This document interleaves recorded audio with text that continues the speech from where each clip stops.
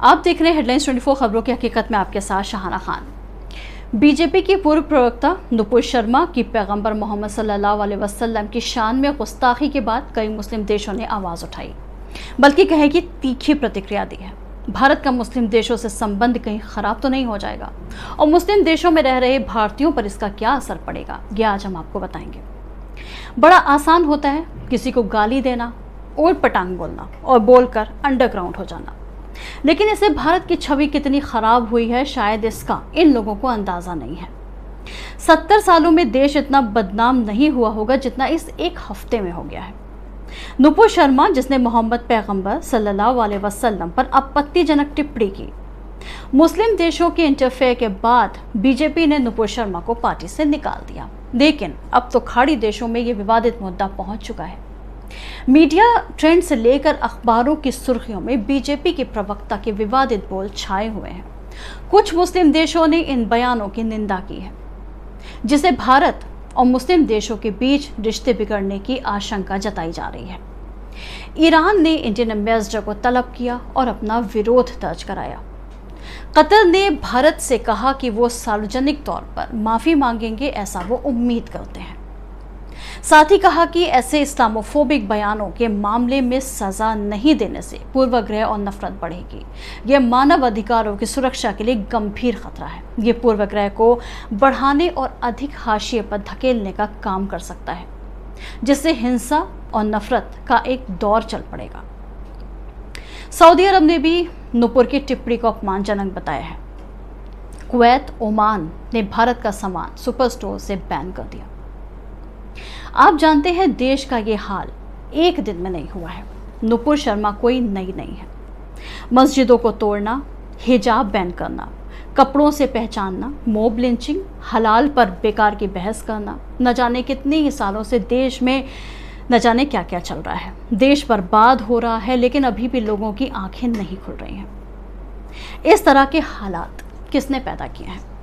सुनिए, जो हमारी क्रेडिट टारगेट रेटिंग मिलती है, मूडीज देता है या दुनिया की दूसरी संस्थाएं देती हैं, पिछले साल हमें अपने स्टेबल की जगह इसमें नीचे आना पड़ा है, यानी नेगेटिव होना पड़ा है। पॉजिटिव की बात तो छोड़ दी जाए।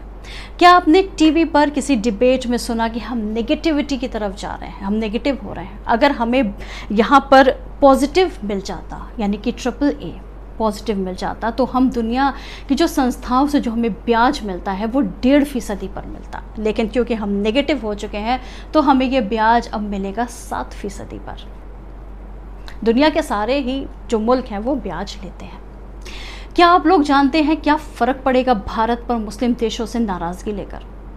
अगर अभी भी आप लोग सोच रहे हैं कि भारत में सबसे ज़्यादा फॉरेन करेंसी अमेरिका या UK, कनाडा, ऑस्ट्रेलिया या फ्रांस में बसे आपके लोग भेजते हैं, तो यह आप गलत सोच रहे हैं। भारत में सबसे ज़्यादा फॉरेन करेंसी खाड़ी देशों से आती है।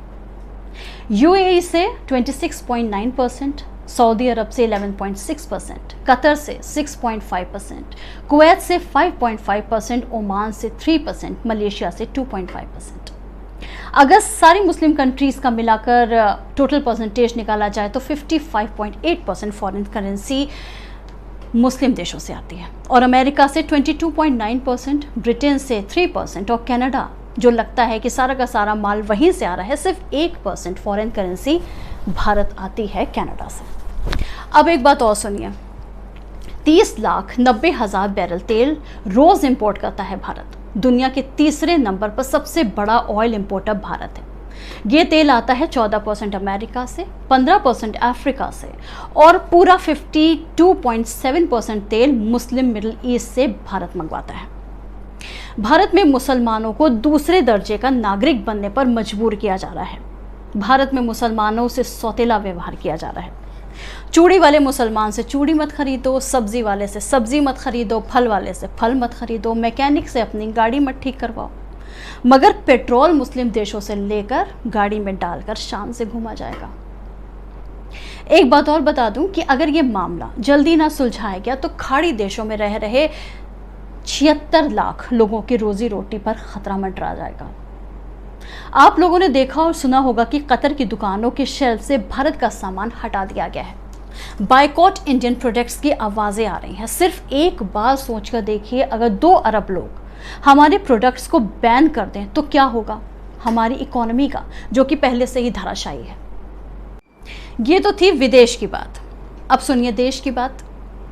पश्चिम बंगाल की मुख्यमंत्री ममता बनर्जी ने पैगंबर मोहम्मद पर आपत्तिजनक टिप्पणी करने वाले भाजपा नेताओं को गिरफ्तार करने की मांग की है। उन्होंने ट्विटर पर लिखा, मैं कुछ बीजेपी नेताओं को हाल ही में आपत्तिजनक बयानों की निंदा करती हूँ।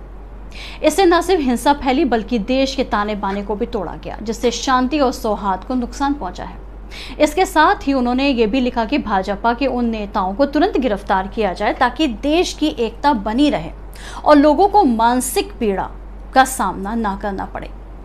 देश के बाहर से ही नहीं, देश के अंदर से भी आवाजें उठ रही हैं। आखिर कब तक कान को बंद करके बैठा जाएगा? अगर आपको हमारा चैनल पसंद आता है तो इसे लाइक, शेयर और सब्सक्राइब करें, क्योंकि आपको हमारे चैनल पर मिलेंगी सिर्फ और सिर्फ सच्ची खबरें। तो देखते रहिए हेडलाइंस 24 सच के साथ।